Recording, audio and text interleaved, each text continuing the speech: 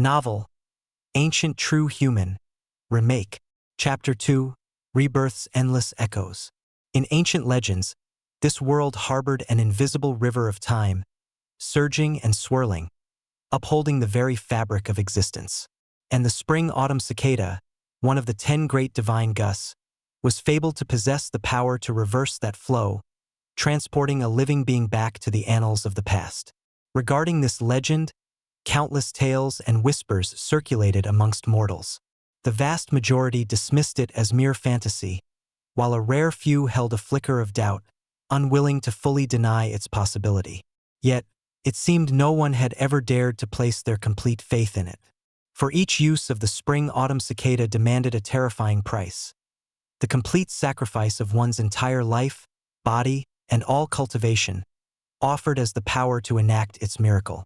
Such a cost was exorbitant, and what made it even more unbearable was the utter uncertainty of the outcome, even after paying with one's very existence. What if the legend was but a deceitful illusion, a malicious scheme? Even if one were fortunate enough to obtain the Spring Autumn Cicada, they dared not use it lightly. What if it was merely a deadly trap? Had Fang Yuan not been driven to the very brink of despair, he too would never have risked such a gamble. Yet now Fang Yuan believed unequivocally, for the ironclad truth lay before his eyes, undeniable. He had truly been reborn. Alas, what a pity for such a precious goo! Fang Yuan lamented inwardly. It took monumental effort in my previous life, slaughtering over 100,000 souls, enduring countless grievances and bitter hardships just to refine it. Though reborn, the Spring Autumn Cicada had utterly dissipated, unable to accompany him. Humans are the spirits of all things, and goo are the essences of heaven and earth. Goo are incredibly peculiar and myriad beyond count. Some goo are consumed after a single use, or perhaps 2 or 3. Yet others, if not overused, can be utilized repeatedly. Perhaps the Spring Autumn Cicada belonged to that category of single-use, consumable goo. Even without it, I can simply refine another. If I could refine it in my past life, why not in this one? After a fleeting moment of regret, a surge of heroic ambition, a boundless spirit welled within Fang Yuan's heart. To be reborn was a triumph. The loss of the Spring Autumn Cicada was an entirely acceptable cost. Moreover, he carried with him a priceless treasure, far from empty-handed. This treasure was the 200 years of memories and experience from his previous life, combined with what he had accumulated in the 300 years before that, a total of 500 years of human experience. Within his memories lay countless secret treasures and hidden domains, still undiscovered by anyone in this era.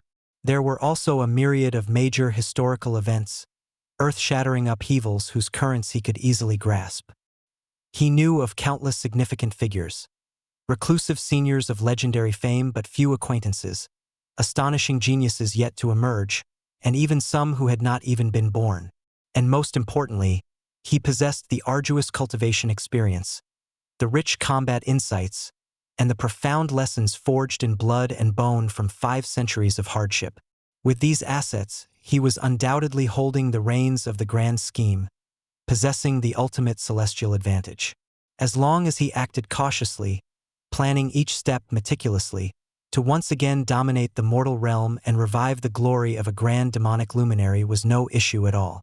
Indeed, he could even strive further, breaking through to higher realms, to touch the grand Tao of eternal life that remained unfinished in his previous incarnation. So, what should be done now?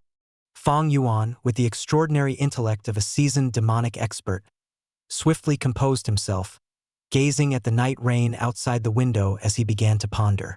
As he thought, myriad plans and countless paths unfurled within his mind. After a moment of contemplation, his brow furrowed deeper. 500 years, truly a long stretch of time. Not to mention the minute details that had grown hazy, forgotten. Even if he remembered many hidden lands and immortal opportunities, most were either tens of thousands of miles away or required a specific moment in time to unlock. The foremost key is cultivation. My aperture has yet to open. I haven't even embarked on the path of a goo master, essentially a frail mortal, I must quickly cultivate, increase my cultivation, move ahead of history, and seize every celestial opportunity and benefit. Furthermore, many secret treasures, if one's cultivation was insufficient, could not be digested even if obtained. Instead, they would become a scorching hot potato, bringing disaster upon the one who held such treasures. The first challenge now facing Fang Yuan was cultivation. He absolutely had to raise his cultivation swiftly. If he lingered as he did in his previous life, he feared that all the fine dishes would turn cold, and every auspicious opportunity would be snatched by others. To swiftly raise my cultivation, I must rely on the clan's resources. In my current situation, I lack the ability to traverse the perilous mountain forests. An ordinary wild boar could claim my life. If I can reach rank 3 Gu Master Cultivation, I will have basic self-preservation abilities, enough to trek through the mountains and rivers of this world. From the perspective of a demonic grandmaster honed by 5 centuries of experience, Green Mao Mountain was truly minuscule, and Guyu Village felt like a cramped prison. However, though a prison restricts freedom, a sturdy cell often signifies a certain degree of safety. For a short while I shall play politics within this prison. Once I ascend to rank 3 Gu Master, I shall depart this desolate mountain region. Fortunately, tomorrow is the aperture opening ceremony, after which I can officially begin my Gu Master cultivation.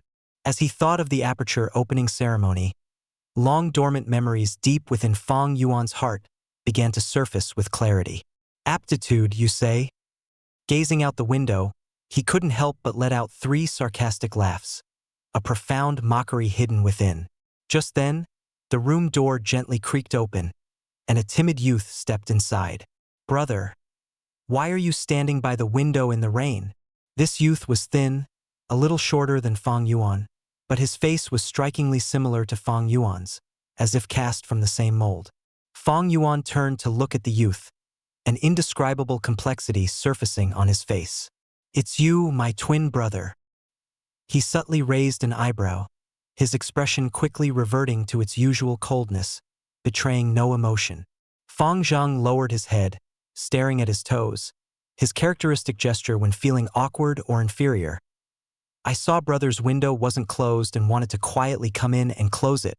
Tomorrow is the aperture opening ceremony. Brother, if you're still not resting so late, aunt and uncle might worry." He was not surprised by Fang Yuan's coldness, for his elder brother had always been this way since childhood. Sometimes, he wondered if geniuses were simply unlike ordinary people. Though he bore an uncanny resemblance to his brother, he felt as insignificant as an ant.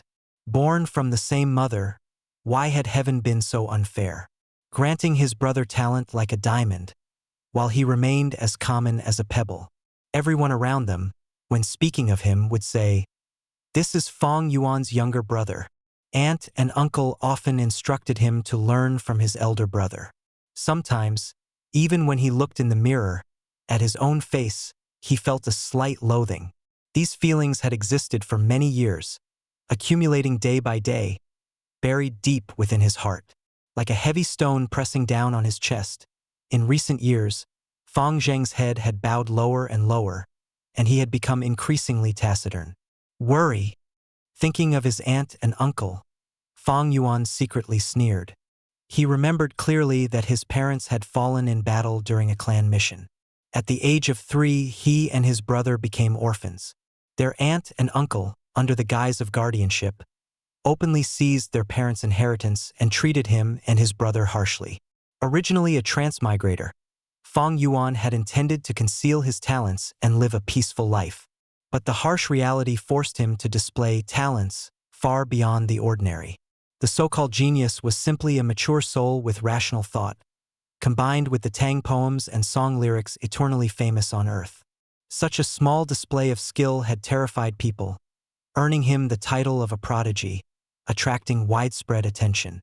Under external pressure, the young Fang Yuan had no choice but to adopt a cold demeanor, a disguise to protect himself and reduce the chance of exposure. Over time, the coldness became his habitual expression. Thus, his aunt and uncle no longer treated him and his brother harshly. As he grew older and his prospects were increasingly valued, their treatment also improved. However, this was not love, but a calculated investment, a cold calculation. How ridiculous that this younger brother failed to see the truth, not only being deceived by their aunt and uncle but also harboring resentment towards him. Do not look at how honest and obedient he seemed now. In Fang Yuan's memory, after he was tested to possess grade A aptitude and was heavily nurtured by the clan, the hidden hatred and jealousy within him would erupt. He had often made things difficult for and suppressed his own elder brother. As for his own aptitude, it was at most a grade C. Fate always enjoyed playing tricks. Twin siblings, the elder brother's aptitude was only grade C, yet he alone enjoyed the reputation of a genius for over a decade. The younger brother, with no prior fame, surprisingly possessed grade A innate talent. Realizing this outcome astonished the clan members. It also completely reversed the treatment and circumstances of the two brothers. The younger brother was like a sleeping dragon ascending to the heavens, while the elder brother was like a small phoenix falling to the ground. Subsequently, there were numerous difficulties imposed by his younger brother, the cold indifference of his aunt and uncle, and the disdain of the clan members. Did he hate? Fang Yuan in his previous life had hated his insufficient aptitude, hated the clan's ruthlessness, hated fate's injustice. But now, with the 500 years of human experience he possessed, re-examining this past journey, his heart was unruffled, fearless, devoid of any hatred. What was there to resent? Looking at it from a different angle, he could understand his younger brother, his aunt and uncle, and even the righteous powerhouses who besieged him 500 years later. The strong prevail, the weak perish. Survival of the fittest is the cruel nature of this world. What's more, those with their own ambitions, who vie for a sliver of heavenly opportunity, suppressing and slaughtering each other. What's so hard to understand about that? 500 years had long since allowed him to see through all this. In his heart, only the eternal grand Tao of eternal life remained. If anyone obstructed his pursuit, no matter who they were, it would simply be a matter of you live, I die. The ambition in his heart was too vast. Once embarked on this path, it was destined that the whole world would be his enemy, destined to walk alone, destined for countless killing tribulations. This was the profound enlightenment distilled from 500 years of life. Revenge is not my plan. The demonic path has never known the word compromise. Thinking this, Fang Yuan couldn't help but chuckle. He turned, his deep, abyssal eyes calmly sweeping over his younger brother, and said, "You may leave." Fang Zhang felt a tremor of fear in his heart, sensing his brother's gaze like a cold, sharp blade, as if it pierced to the deepest core of his being, exposing all secrets. Under that gaze, he felt naked in the biting snow, with no secrets left to speak of. Then, "I'll see you tomorrow, brother." Immediately daring not to say more, Fang Zhang timidly closed the door and quietly retreated.